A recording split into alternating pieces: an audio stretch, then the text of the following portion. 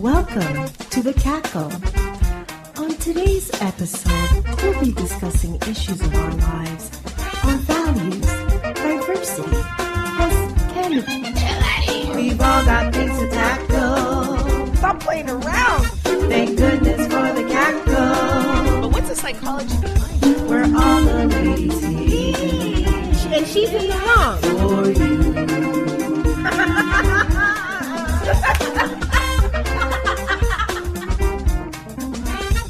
So I'm like fascinated why so many men I've grown up with are all of a sudden sharing and liking this thing. So I'm looking and I'm like, 5 reasons you should have sex with your husband every night. Of and course. I'm like, And I say this to you on behalf of all women. Why are you giving them ammunition against us? That's like handing somebody the gun to shoot you. Yes. I agree. Really? I agree. And I agreed before. Every night, though? Every night. Listen, not only every night, but look. Every night, more than multiple times a day, I'm in a business. How about every other night? It doesn't have to be a whole long thing. It can be like quickies and things like that. And in the morning, it's amazing. But anyways, so I already agreed and I hadn't even read the article yet. Okay. Right? Every night. Because sex is the glue that holds you together when you want to rip his face off. That's true. Sometimes So I as wanna long as kill you him. keep, so if you Sorry, don't, I was still thinking. My eyes went up looking at him like, do I love if you don't keep that part up, then you don't feel that connection, and then all this other distraction and life noise gets in the way. So this is the because when you're having sex, even if it's a quickie, when you're having sex, it's that moment where you're actually taking time to focus on each other. That's true. And I don't know who ever said that sex was all about him. Like I was doing him a favor. I am getting something out of it. Do not get it wrong. I am. True. My mother is never allowed to listen to this show. Yes. I'm about to say. So, Mommy, I'm still in church. I was. Notice I'm the only one in this room with no children. Yeah, there you go. Mommy, I'm still in church. I can still pull it off. You have a child. Yes, it's a jail sentence. Yes, go. So I decided to look at the article. Now, interestingly enough, the article was written by a woman. Oh, okay. And so I don't like her. Yeah. What's her name? Where can I find her? I don't like her. Girl, you need to. But here's the thing. This article. There are women out there that are going to hate me. If you are not having fun having sex with your man, there's something wrong. True.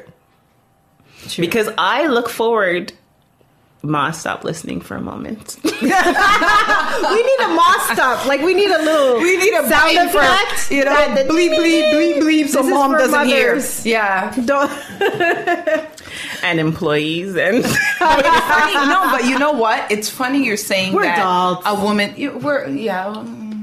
I still want my mommy. It's funny you're saying that article's written by a woman. I'm not. I read the article and I think I agree with her. Okay, so what did I know she say? every What woman did in she- Montreal hates me. Man, I'm trying to like you right now, homie. I'm trying to like you, but it's really I know hard. every woman in their home or their car or wherever they are is saying, you see, this is a woman that has no children. This is a woman that has no husband. Because if she did, she would be on let me tell you side something. of the Women's It's true. Coalition. I'm They're getting like kicked kids out. too, I you know know. it. Let me tell you something. Go to work, come home, deal with the kids. And you know the kids, each depending how many kids you have, okay, their stories last about 45 minutes. And Cheryl, you got how many, honey? 3. Yeah. Okay. 45 minutes times 3. All the more After reason- that, your head's maxed out. Who the hell do you want to sleep with? All the more reason you deserve to have good sex. You need Yes, to, yes. Because The men should do the work. You should And do we it should be together. rewarded. Yeah, at least. But do it together. Take turns. If you're having sex every night, you have the chance to have his turn, my turn, I our would say turn. this: you want to have sex every night, you put the kids to bed every night. Whatever- Thank you. You know what? Can we say it again? Early.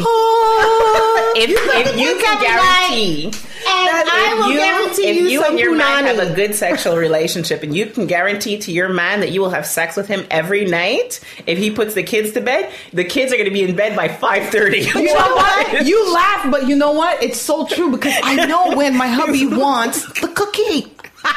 Because I come home, the floors are mopped, the dishes are washed, Everybody supper wins. is cooked, my son is in bed, all of a sudden faking that he's sleeping more, looking like a mummy. Okay? And that's when I come in and the house is everly so quiet, but smells great. Scented candles. Exactly. He got a smile on his face like he just won the Emmy. It's like, yeah, baby. All for you. But it's true. You laugh, but okay, to all women, if you walk in your house, you open the door and your house smells clean, the dishes are washed, supper's cooked, your kids are either at grandma's or auntie's or somewhere else or in bed, you know what's up. Turn me like a pretzels. Go ahead. I am your pipe. He tied up your hand, so you better go bounce chicka wow wow to the cupboard and get them lingerie out. As you're talking, that's all I'm hearing. Boom, chicka, boom, Bounce chicka wow wow. So what's her tips in the article in terms of Okay, let me focus and be serious. So it's not so much that she gave tips. I think the way she wrote the article is as if she's talking to women. So she started out the article saying that when she was a teenager, she would hear about exactly what you guys have done to me. About how you don't know, and and if you had this and this and this and this, all the while forgetting how we feel after we had sex. True. It makes all the before no matter. It doesn't matter anymore. But we forget because we look at it as work, but we don't realize how much we're getting out of it too. We're not just doing them a favor. We are getting some. Well, listen. And it feels... Listen, okay? Hubby If can they get know the how to nookie. perform, it feels very good. Listen. Yeah, if not, we got to have another Then conversation. we're gonna Hubby have to can have get some the training and presentation on listen, how listen, to. Let's be realistic. Let me tell you why I find fault in that article. I'm going to break it down to you. I don't know how many men you know that are going to clean the house every day because you want that nookie, bruh. The house better be clean every damn day. Yeah. Every day I walk in, it better be like my damn birthday. Soup, please. Yeah. Well, we can vary the chores just to keep No. things light. There's no negotiating. I got to put in work. My boss pays me time and a half if I stay at work longer than 5 o'clock. See, but that's the wrong attitude. Sex is not work, and sex is not to be used as a weapon either. I have a confession. Spring is a surprise, but it's work. It's work because I have to schedule. I've put it in a schedule. That's right. On That's my okay. phone. That's right. Like, okay, I think I can't remember what my alarm says, but time to get intimate or something like that. Yeah, no, but you know what? It's so true because women, we're different, right? For us, we prioritize Don't speak for our all life. women, because this woman is different from you. Okay, sorry. And we All don't women think with we understand. children. All women with children. Let me tell you how it works. First, you want to make sure that your house is not on fire. Right? One. Then you got to make sure to take care of all the kids. This is what we're going to eat for supper. You got to plan the next day. God knows you got to plan your outfit. Oh, you know? Right then you're tired. You have outfits? You know when you're Wait a wrong. second. You have outfits for this? Honey, you never know if Denzel is walking down the street. I need to look good at all times. I may not always be my best, but I try. Put effort. E for effort. Right. However, I really think it's different for women because we have so much on our For some brains. women? Yeah, for some women. Okay, yes. For some women, you know what? We want to make sure everything's okay. Everything's scheduled. Everything's laid out for the next day. And sometimes we overthink and it runs late into the night and we're tired. And the last thing on our mind is How the long are you love. having sex for? It only takes 15 minutes. I'm like, you got a break for lunch. You don't know who I got in my house Yes, trying to run a marathon, okay? Okay. You don't know who's in Those my days house. are going to end. Once you pass 40, those days listen. are going to get shorter and shorter. Listen, 14 years together. I thought they would have ended after 5 years. I was lied It's to. like they're okay, training. it's still They're going. moving. Yeah. No. I'm no, joking, man. but look, I'd rather spend less time choosing an outfit and more time connecting with my husband. Wait to At the see. end of the day, that's what it comes down to. Well, let's see how that works after But he but broke you the see- dish in but the that's kitchen, and then he comes and he's like, He's yeah, gonna eat I that sweat. dish after we're done. But that's the thing is, I think as we're talking, I have a completely different way of looking at intimacy and at sex You know what? than you do. And Yeah, now it's a chore. That's where, but it's not. It's a chore. Did you say it's a like, chore? I'm in relationships, and look, I don't have children, but I've been married to my job for many, many years. Yes. And so I don't have a whole lot of sleep time. I have to make time to spend with the person I'm dating or building a life with, because otherwise they'll get ignored or they'll get lost in the shuffle. Just like in many ways, it's not exactly the same, but at the end of the day, we're all spending time doing something. Yeah. That is but true. we're not Yeah, here. We're not here for our jobs. We're not here for choosing our outfits. We're here to make connections. You know what? That is true, but I think it's harder to make a connection, especially, if you have to factor in different factors into that. Children, especially like my son's in high school. So for me, it's less like, adolescence is a sickness. So I got to deal with a sick child on a daily basis. Like a plague, like it doesn't ever end. And when you want to break and you want to go in the room and just put your feet up, all of a sudden now you feel these eyes on you with laser into your temple saying, how about tonight, honey? And you're like, wow, really? How about like in 2 days? Right. Get recovered. But that's it. But at least you said in 2 days. Yeah. No, he actually keeps the word. 2 days he comes. It's like knock on your door. Hey, we have to make it something important. And it is important. You know what's even more important when I got a ring on my hand, or I get a gift or something. Other conversation.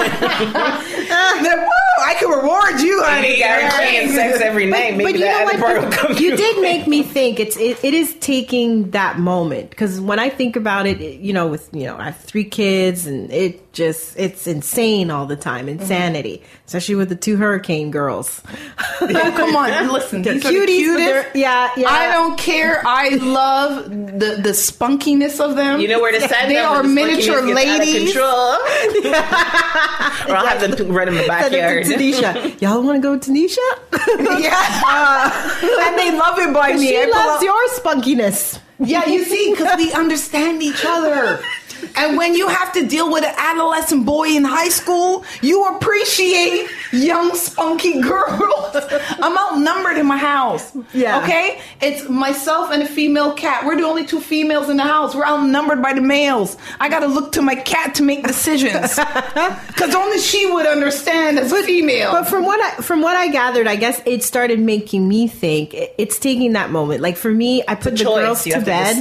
And if I take even a moment after I put the kids to bed to have just a me time, even if it's 10 minutes, it's about as long as it's gonna isolate take. myself, just to kind of give me a rejuice, you know what I mean? To give me a moment to, switch off the mom role, switch off the worker bee role, switch off all of that, and put on the hot wife hat or the hot girlfriend hat. You know what I find that helps in that? And one thing I've done was my husband and I like to take trips.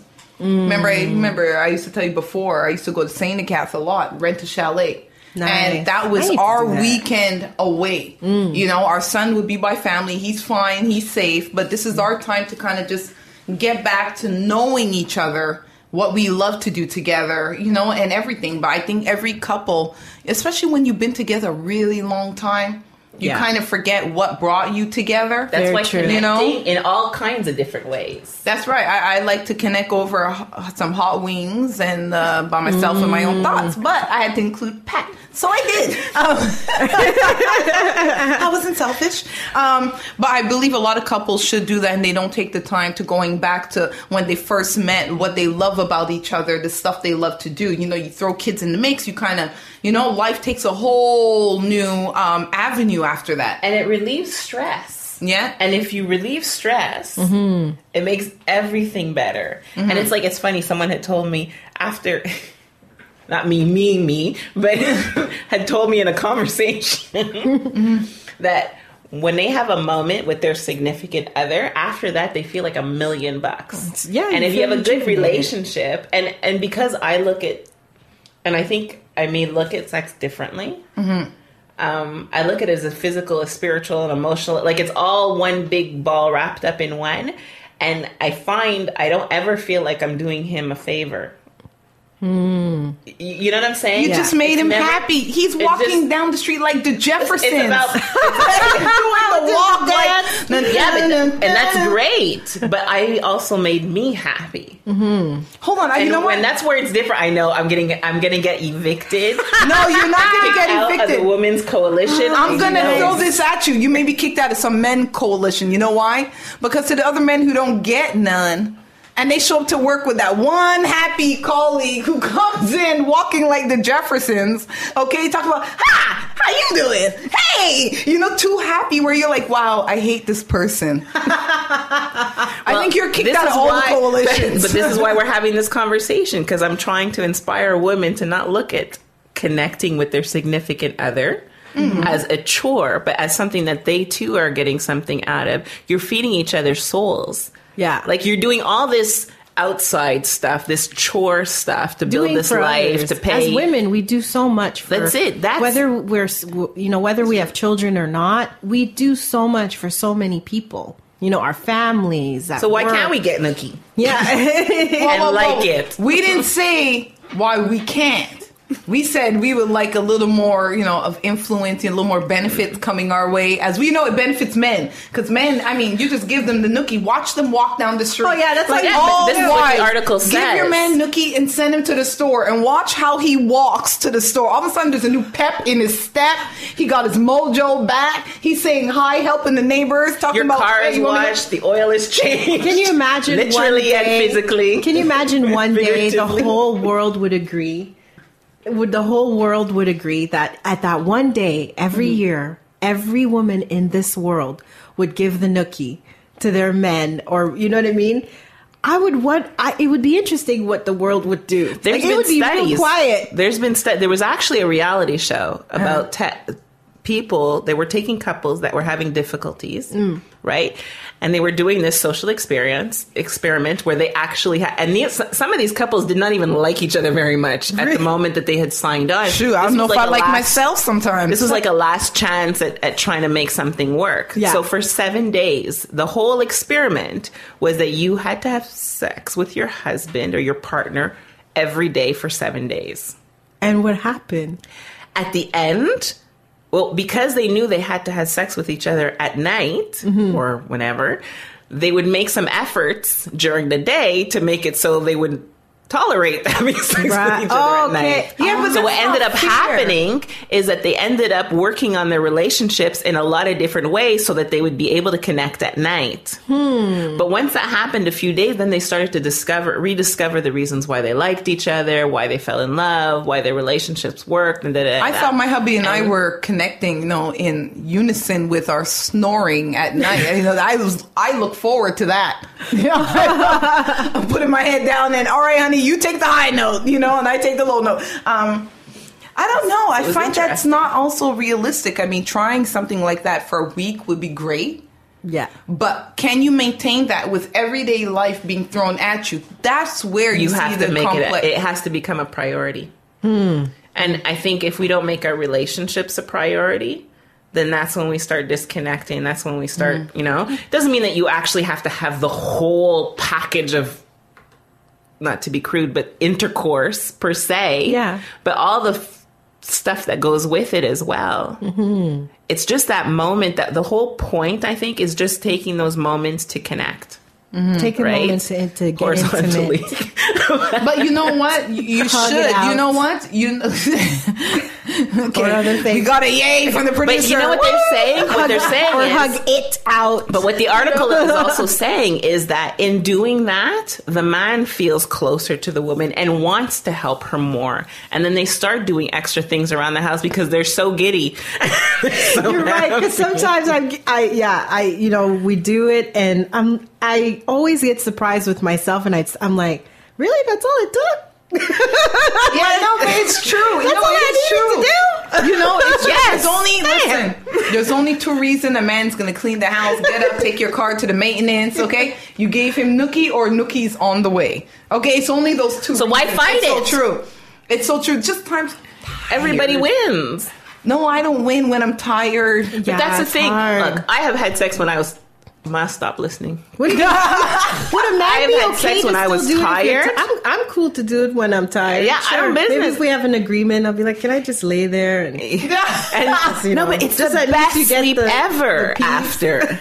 You're tired, you get it over with. That's the things I do, but no. After a while, you can't use that card anymore. That's true. That card, you don't want to expire that card quick, right? You want it to be valid for a good while. That when you need to pull that card, it's there. But you do it for too long, it goes bad. I just find it a little bit not realistic. I think people are just in a position that they have to learn the balance of life, your relationship and everything. I think it's even better when you don't do it every day, but you plan it, say every 2 weeks, and something big, you go all out, whether it's renting a chalet, whether it's having the house to yourself and the kids are somewhere else. You get what I'm saying? But having that moment to actually plan. But not I everybody find has the money for romance that. more comes in because women, we like to plan. We love to No, plan. you speak for yourself. You're the planner. I'm the planner? Yeah, you're the okay, so I am selfish. I like to take control and plan. So for me, I look forward when I'm in control, and my hubby just likes to show up and be like, yeah, what do I do? Bound chicken, wow, wow. Yes. You know what helps though? When I was working out, I never said this, but when I was working out, I would use sex as my extra, let me add a little extra burning calories. Whatever works, girl. Were you doing acrobats during your intimate moments? I would try. I would do like an extra, let me add some crunch in this move here. There is no shame in that. Let me flex a little extra It's here. all about maximizing I would your try time. to do crazy positions and hold it. I'm like, oh, this is great. It's working my tricep right now. That's awesome. I thought I was the only one. I used my excuse that was we agree with. yes, touch. Listen, touch. Because you know why? I used it as my annual gym membership. You know when you got to go to the gym weekly? Yes. You're like, well, if I hold this position right here, I work my quads. I would almost be in a plank position. I'm like, I'm doing the plank right now, but he don't know I'm doing it. But he don't happy. care, I'm happy. really. We're happy right now. He don't care. My stomach is saying thank you. He's saying thank you. When you're And I'm done, you burning say thank calories. you. I went to the gym. There you go. Okay, I went to the gym. I do that. I'm guilty. I do it. Yes. Afterwards, I turn to my hubby. I'm like, "Thank you, babe. My abs feel real tight. Yes. My glute. What do you call it? Your butt. Your glutes. Your gluteus maximus feels real tight. It's developing. Oh, Thank you. Check me in 2 days when I need to show back up to this gym. We got to do whatever we can to keep our parts in their place. Yes. Man, anything. I'm telling you, anything.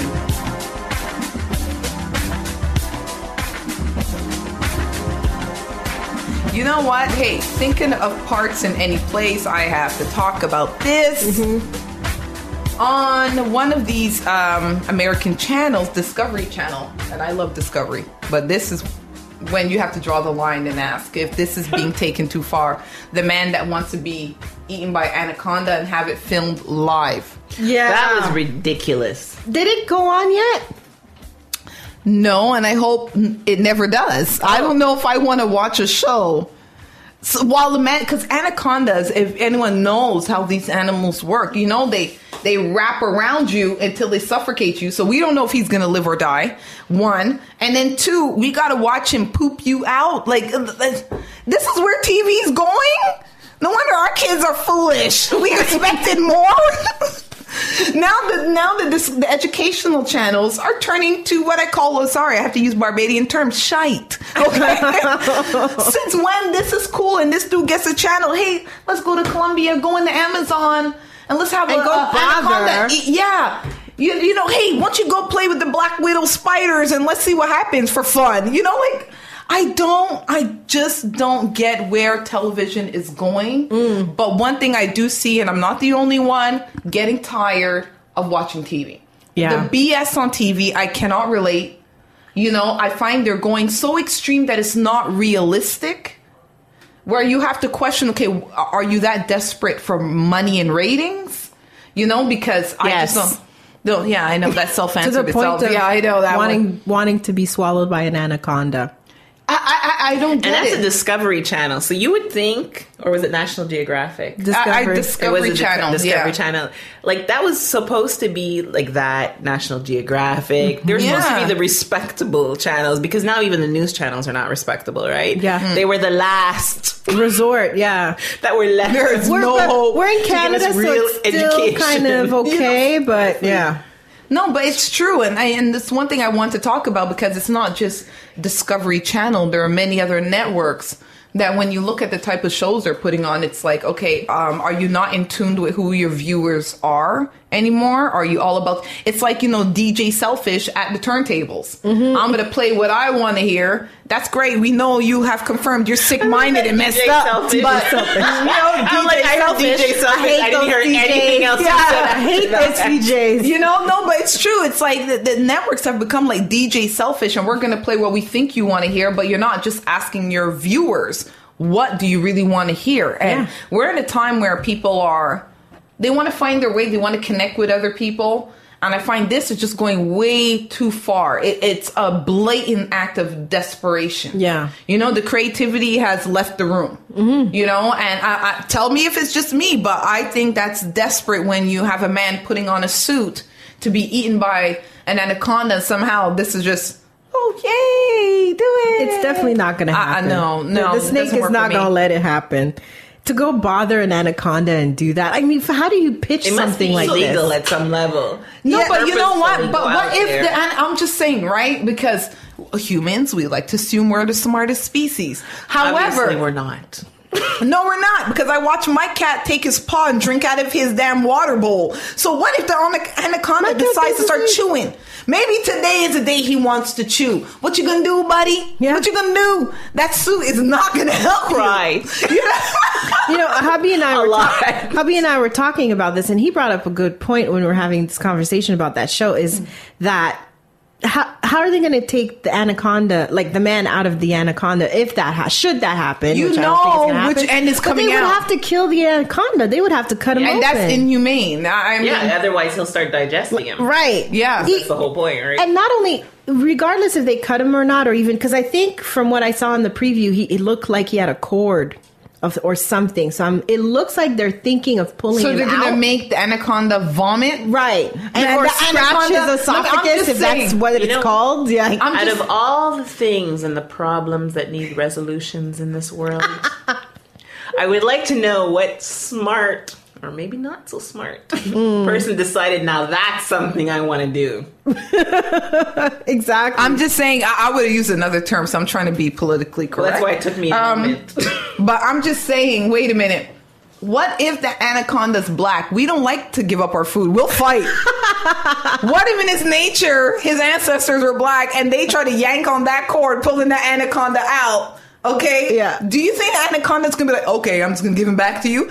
If it was me, I'll be chewing the hell out that mofo. Okay, I'm getting a leg, an arm, something. Yeah. Something I'm getting. But I think it's just really extreme that, unfortunately, I find TV is just reaching to the extremes where I can't relate. I'm no longer interested. Mm-hmm. Where once upon a time I was, and always looking forward to different shows, what I can learn. But right now I got questions. And it concerns me, because if I'm saying that as an adult, what about our kids who watch TV? They don't watch TV, though. Our kids don't watch TV. Now, it's interesting you say that, because our kids have learned to watch what they're interested in. Now. It's true. You know what I mean? We're forced in our generations and previous with television and radio being like the influence in terms of media, that we were like, okay, we're going to watch whatever that's produced or made. Yeah. But now with things we had 3 channels. Right.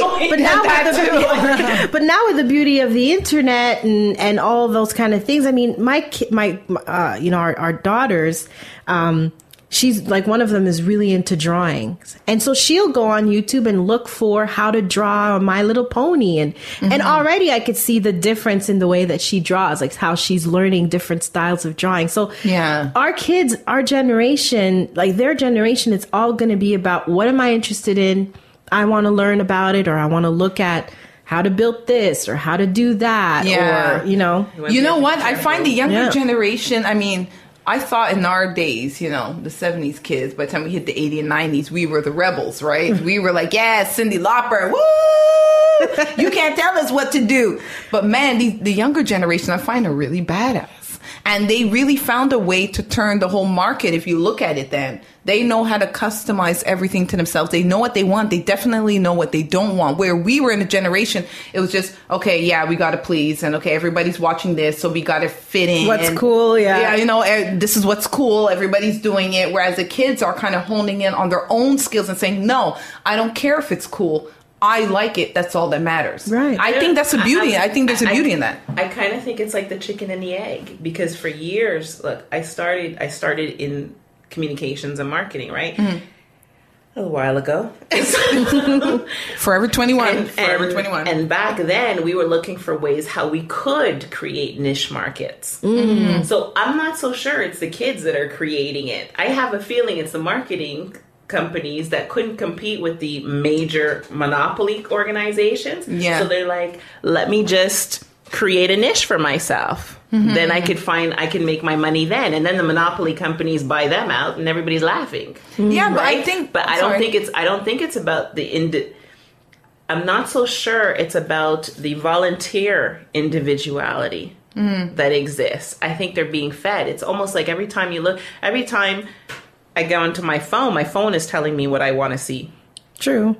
You know what I mean? Mm-hmm. And then I'm based just choosing to react or not react to it. Mm-hmm. Which kind of concerns me, because then there's like a numbness that occurs. True. Mm-hmm. I see where you're going with that. I see where you're going with that. Mm-hmm. I think there's two aspects to it. I do believe still the younger generation, the one thing I admire about them is the fact they know what they want, and very young. Very, very young, they know what they want. It's almost like that entitlement generation.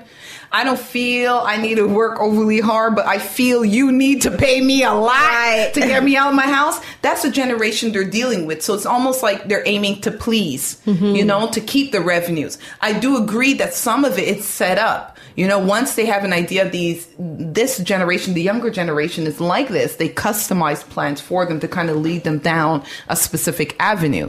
You know, I question sometimes the type of stuff, you know, what type of avenues they're leading them down.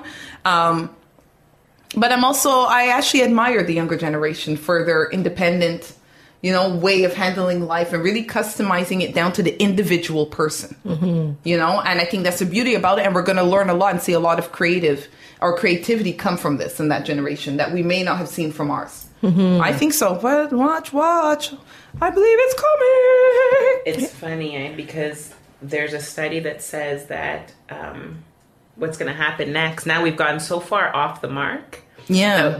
And if you really start looking at it, you start to see that I'm believing this kind of philosophy that people are going to start to hold on to real traditionalist type values. Because now it's gotten so crazy just from variety, just from accessibility and exposure, that people are just praying for something to hold on to. And they say that the next generation, so we've got the millennials, there's the one that comes right after that, I forget what they're called, and then there's the next one after that they say are going to end up being hyper conservative, because there's so much craziness. Yeah. A lot like the reality shows that you're talking, a lot like the things that are going on, that people are looking for simplicity now. And that is true, because you know what? It's like one extreme to the other, right? We have to say that this is what we're seeing. We're seeing the other end, the extreme, where people are backtracking and saying to themselves, okay, where do we go from it? Where do we get lost? Yeah. You know, there's no problem to creativity. There's no problem to identifying yourself and having your own independent way of thought or creativity. But I think when it goes to the extreme where we call it clear desperation, there's an issue. You know, I'm sorry. Miley Cyrus shouldn't have gone as far as she did just to show the world that you are now a woman. I think there are many ways she could have done that and kept her clothes on, because now I got PTSD from her shaking and twerking. It almost had me twerking in the airport in the States. I was just like, oh, is this what we all supposed to do? You know? Did you actually follow the Miley Cyrus trend? Yes, I did. What's the trend? Sucker. Yeah, the whole twerking. The twerk. Oh, I love the American airport scanners, okay? I don't give a damn what anybody says. It is like a little tube you go in, you could start singing, you got the best voice. You could twerk in there. Only problem is everybody's watching you. Okay. So when I was going in, I didn't know. It was my first time, going into one of these scanners. And they're like, place your feet. You see these directions on the floor where to place your feet, on the wall where to put your arm. Somehow I lost my mind. I don't know what happened to just putting my hand out. And all of a sudden I was like, oh, so we could twerk, and folding my arms in. I'm like, wah! Pop, lock, and whatever they say. The security. If you can see her now. Man, well, listen. What was the person, the airport security person? I was like, ma'am, there is no twerking in the scanner. Can you stand still for 3 seconds? I'm like, boy, y'all don't have a lot of Canadians passing through here. Eh? Only Justin Bieber. But I have to say... And they don't want him passing through anymore. No, they want him to leave. Like, here, buddy, we'll give you your free ticket, okay? No, but it's true. I find that we are going from one extreme, all jokes aside, to what we're seeing on TV. Like, I remember a time where watching, like, say, MTV or any music award was a big deal. And all the family sat around. Mm-hmm. Right? You remember that your parents would be in the room, even though your mom may get up every once in a while or your dad, but it was almost a family event. And now parents are afraid to let their kids sit in front of these events because you don't know what the hell you're going to see. You don't know if Nicki Minaj is going to come out busting Anaconda, which is like, whoa, wow. I didn't know they let the porno in on this. That was literally soft porn. But you know what? So you're talking about the VMA or something like that? I thought that was a bit much. I wasn't, listen, I'm open to creativity. I think Nicki Minaj, she's a beautiful girl. She's sexy, yes. She's got skills. She's got their skills too when it comes to rhyming. Yeah, she does. She's a great lyricist. I give her that. But when it comes to performing and how far you go, I think she should actually draw the line. Like, you don't have to lower yourself. You're a beautiful girl. You got the shape. You're an amazing lyricist. I totally respect your music in the sense of how you come up with these rhymes.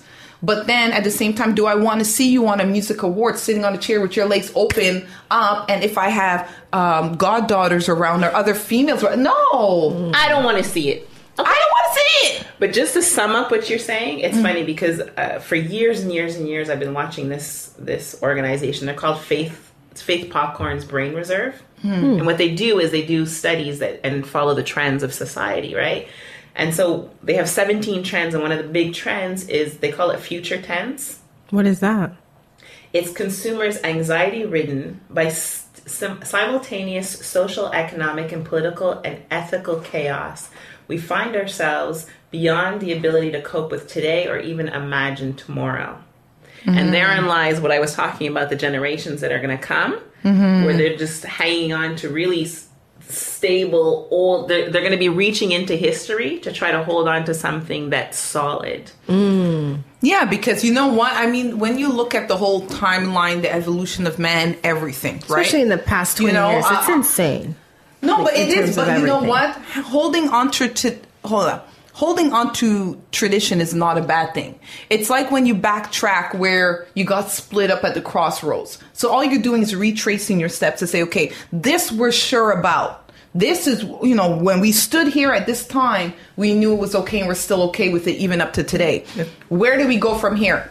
We went down this avenue. This didn't quite work the way we wanted. We opened up a can of worms that we couldn't close back and we regret. So how about this avenue? And we be cautious. And now knowing based on experience, I think we can make better decisions. I agree with you that we're going to be holding on, and I see it. I'm traditional, and I have to say, my way of thinking, handling life, I'm a very traditional person. I just modernize it. I bring a little bit of crazy so people could see, no, I'm alert. Don't get this twisted. I will hop out my car and come after you. Okay? But I'll pray for you after I'm done.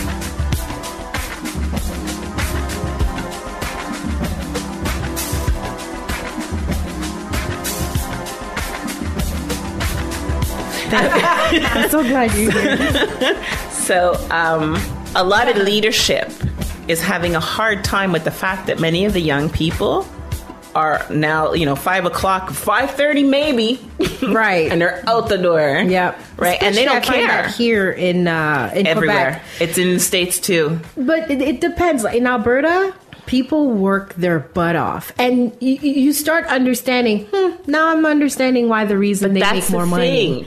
They're not, these people we're assuming, employees in good standing, right?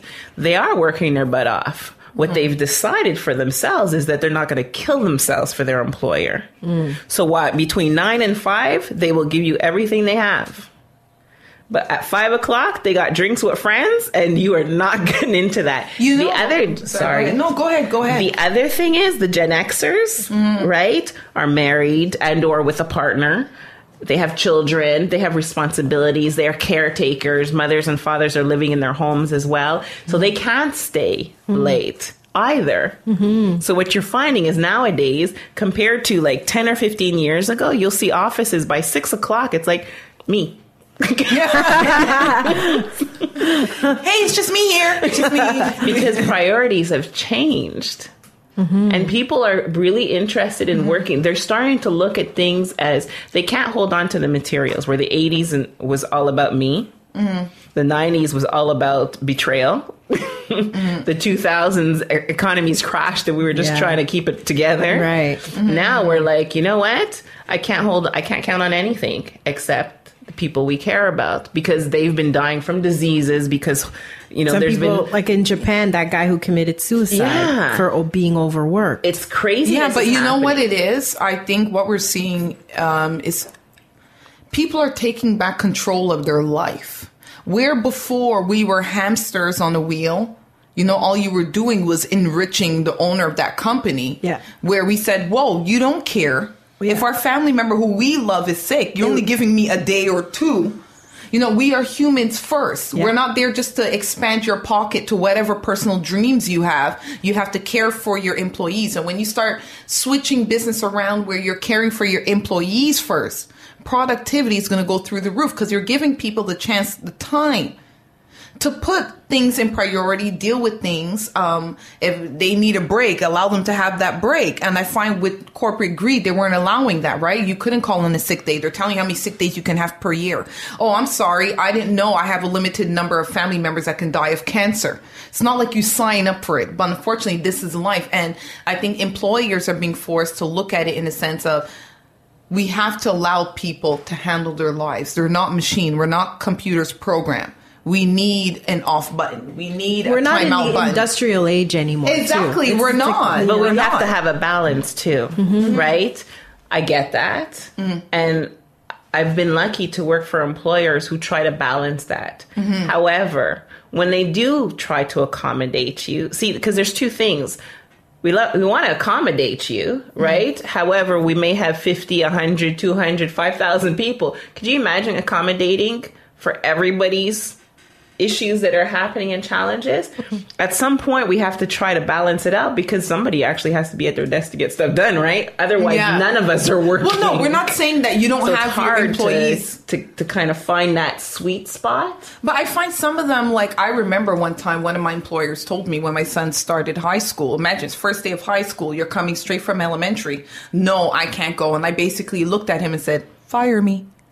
Because my son only gets this once in his life. He needs someone to hold his hand through this just the first day. I'm not saying every day, but I find there should be certain laws passed. And I think that the laws would help the employers kind of ease off the backs of their employees to allow them, even if it's just a little bit, that little bit will go a long way to help employees out. But I find where we're at, you're only burning out employees. Productivity is going down. It's not what it used to be. And employers are not tuning in because for them it's about the pocket, right? Our sales are not what it is. Some are waking up. I'm doing the employer thing. No. But you know what? No, and you're right. There are some that don't, but there's a lot who do. And they don't look at the other aspect that you're robbing employees from handling their life. They're actually burning out. They're not machines. So let me play devil's advocate. You knew when your son was going to, and I love you. Yeah. I'm also a badass when I'm ready. But for real, you knew when your son was going to be having his first day. Yeah. why didn't you take a vacation day if that was something that was important to you? At that time, actually, I didn't have any more vacation day because I actually had a sickness which was validated by a doctor, and at the same time, like I told you, come in, look, my son, I would like to take him to school this day, just to see him off. And then I'm not asking for the day off, actually. I just said I'll be 15 minutes late. C'est quoi le problème for a child's 1 minute in their life and making sure they're ready to start in high school and they're there, make sure they have everything where they can go through their whole year. No problem. I mean, no child is perfect. However, I find there's a lot of employers, I've even seen this firsthand, and there's a lot of employers who play favoritism. They would give those rights. Yeah, they give those rights to whoever colleague is a yes person or is who they're happy with and their friends outside of work, but other people know you don't have that right. Like if your life is less than somebody else's. And I could name some jobs that I've seen this happen and or experience where you're like, no, we're not going to do you out in Longueuil. But unfortunately, I think people are kind of taking back control of their life. And if you look at the direction people are going in, what are they saying? People are quitting the office jobs to go travel, to go other parts in the world where they want to do what they want to do, where they're back in control of their life, and not the employer. Your timing is amazing because another one of the 17 trends, they call it CO, which is called cashing out. Mm-hmm. Working women and men questioning personal and career satisfaction and goals opt for simpler living. Yeah. I, Exhibit A, had taken significantly less money because it was more important for me to I'm not living it yet, but to invest in having a simpler life with less money. But doing what you love. But that's it. So, but that's what we're thinking about. We're starting to think about, okay, so I need this. I want this. I obviously, money is what buys our freedom. So we need a little bit of change. How are we going to put all that together? Everything is balanced. Like I was saying, everything is still balanced. But where once job was priority, if you thought about food on the table, bring home the bacon. It's not that. It's our health. It's our family members. It's our children. It's our personal dreams that we don't want to close the door on yet. And I think it's going to be employers to have to adjust because I think employees have been adjusting for so many years, so many decades with all the changes. The employers have just been sitting there and I'm sorry, you're going to have to adjust. This is the reality. I think we both need to adjust. I think you know what? And I say this to employees all the time. You guys have been putting out a whole lot of effort, but are you putting the right effort out? Right? Or are you wasting your time making yourself tired in one direction when what we really need is over there? And that could be a factor too. So that's it. I think we need to. So what I always say, and what I say to you, is that we both need to sit down, people and their employers, and negotiate to see if something works. Maybe it'll work. Maybe it won't work. Yeah. Maybe it's a transition phase that needs to go through, but it's going to take a little give from everybody and it's going to take alignment from everybody. I think, you know what? In anything, any change that has to come, any evolution, you have to have everybody at the table and you have to find that middle point on how to step forward. And I think right now, we're at the crossroads where employers have to come. The employees are at the table saying, hey, we're screaming, listen to us. Because we're burning out. Look at the numbers. I mean, it's there. We can't deny it, and employees are going to have to say, okay, let's customize. Some have woken up and really quick, and hats off to you guys. Yay! I clap. I love you because you know why? In a sense, you're staying to date. You're not only just worrying about your goal, pockets. Your dream, your pockets, you're also caring for your employees, and that speaks volumes. You are the new employers of the future. The ones behind, outdated, Stone Age, caveman. Okay, we're going to pray for those ones because that's where you're hearing the employees complain. They're not going to complain about their job. Employers, stop walking in and think at the water cooler you're going to hear some talk. It's when they walk out that building. When they're halfway home, all of a sudden you hear the truth. Glass of wine in hand. Later. To boot.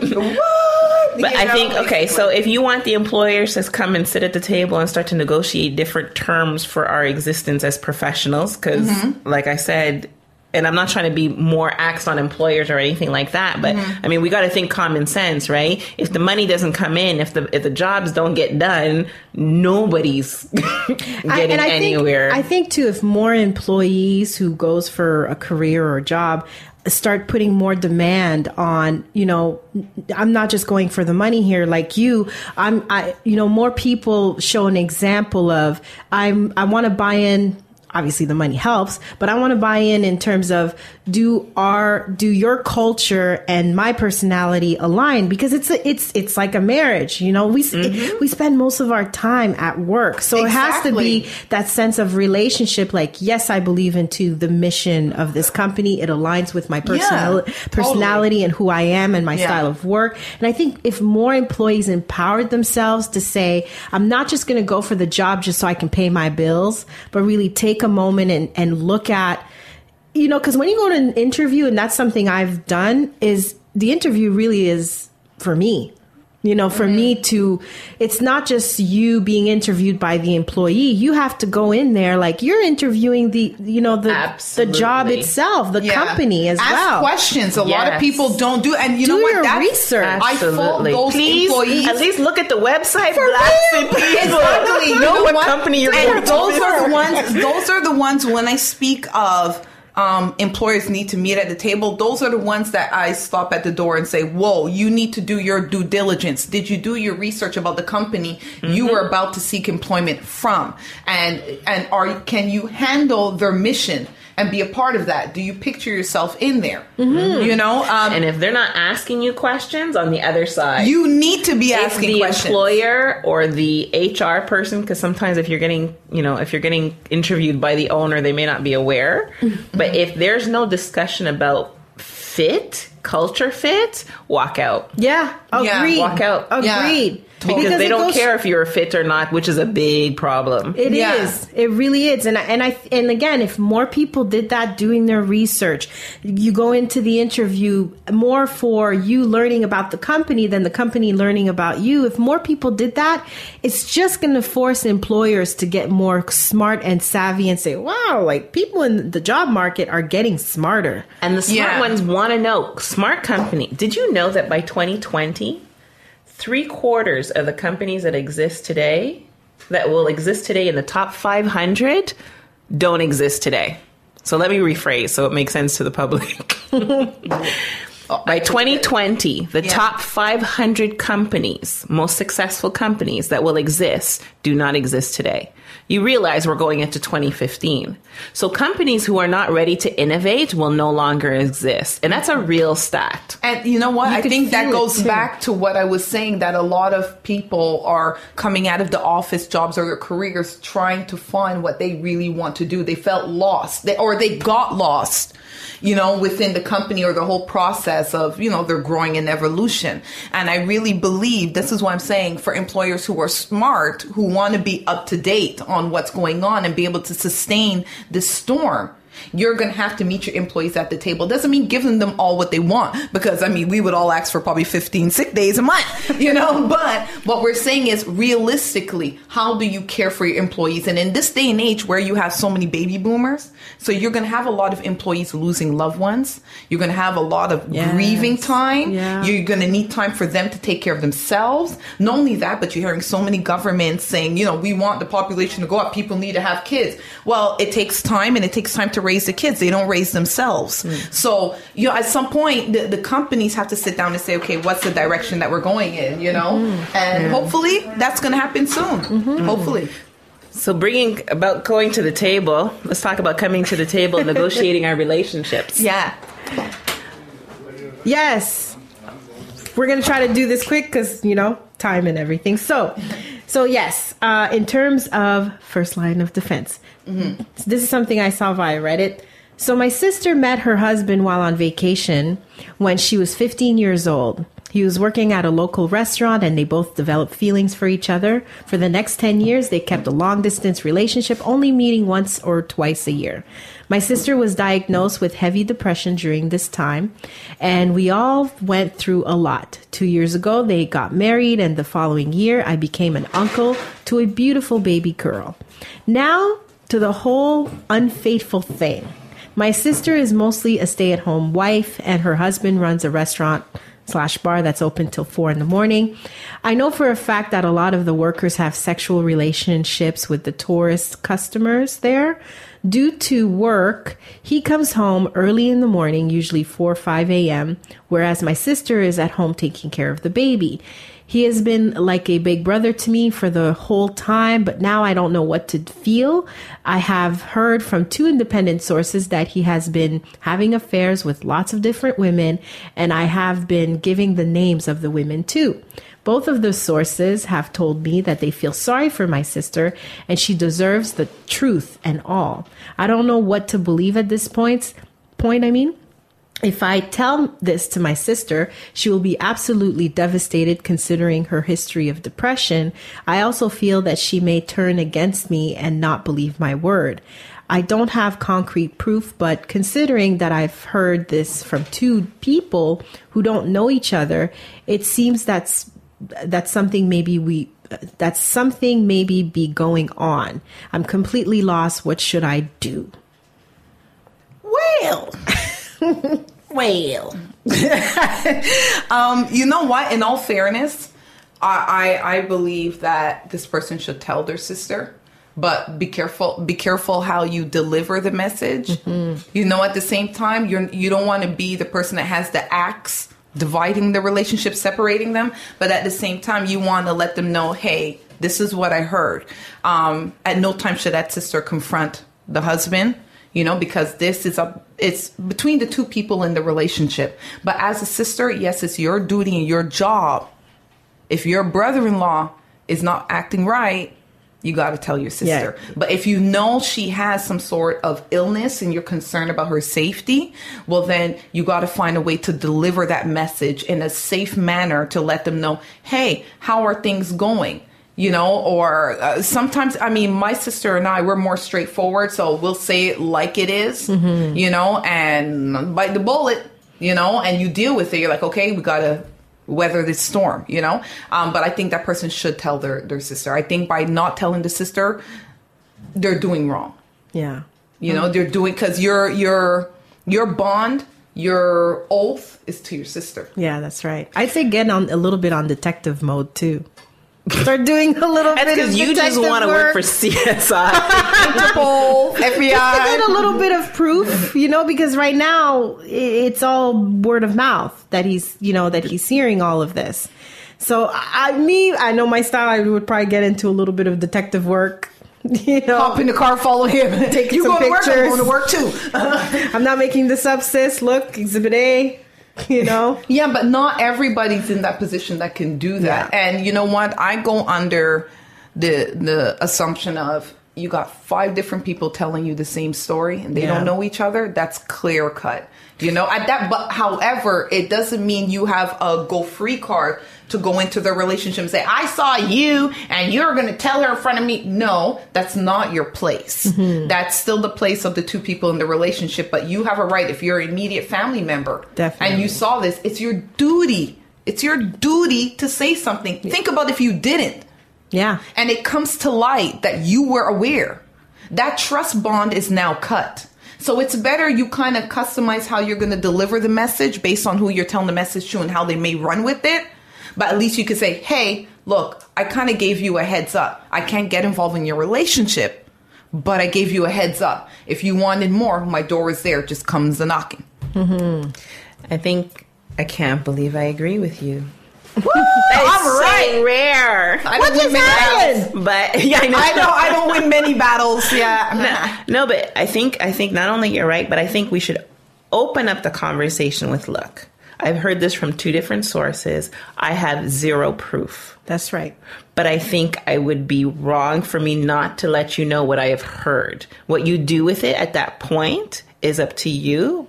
But I owe you that much. I agree. At least it gives her giving that information now will give her the opportunity. Like, okay, and put it in context. Her eyes is going to open a little bit more. She's going to look into it a little bit more. Listen, if she's a smart chick, you do what all women do because we're smart. Sorry, men.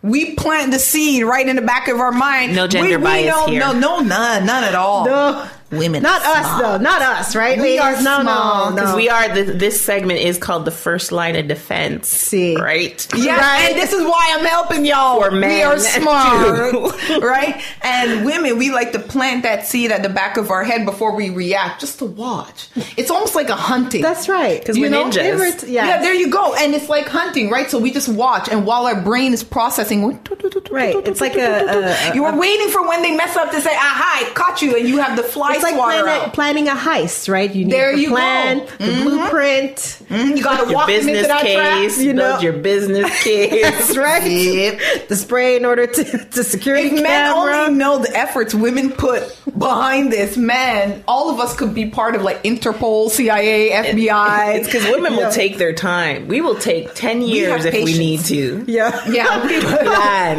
you know, and it's true because we never forget about anything, right? We're always, you remember when? We can bring that up until we're 85 years old, where most people may have Alzheimer's and may forget. Women, I really believe there's a part of our brain that just doesn't allow us to forget. And we could be 85 with Alzheimer's and we're going to turn around and go, you remember when? Yes. And men sit there, and I do feel bad for men. I really do sometimes, because it's like, man, when do you forget? Because, you know, you forget other things, but this you always remember. And, you know, women were talented. So, yeah, we got it like that. Yes. Sorry. Do I get my membership back to the Women's Coalition now? Yes, you definitely. do. Welcome back. Come Yes. back in, my dear. Have a seat. 3 days a week. There you go. You're on probation, though. You know? Well, ladies, it was fun to cackle with y'all. Yeah. Have yourself a wonderful rest of the week or so. You too, my dear. Go And big or it's- go home. Yes, Look, go big or everyone, go home. Be safe. Yes. Smile and try to enlighten somebody else's day. That's right. Come back right here at the Cackle. We'll talk to you another time.